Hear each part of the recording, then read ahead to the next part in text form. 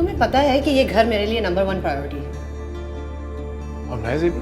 मर्द ऐसा क्यों करते हैं? बेवफाई जैसे बड़े जुर्म के लिए एक छोटा सा सॉरी कहते हैं और चाहते हैं कि सब मिट जाए। नाज़ू कहाँ से आ गई बीच में? मैं भी यही कह रही हूँ, नाजू कहाँ से आ गई हमारे बीच में?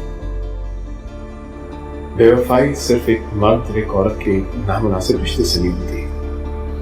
बेवफाई उन लम्हों से भी होती है जो साथ एक्सपीरियंस करने थे लेकिन नहीं किए।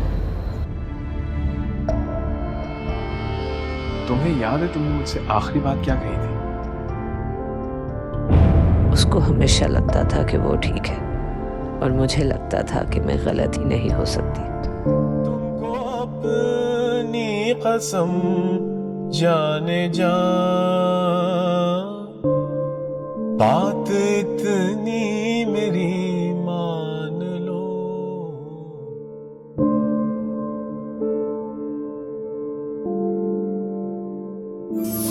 देखिए ड्रामा सीरीज प्यार के नगमे हर पीर की रात 8 बजे सिर्फ TV1 पर।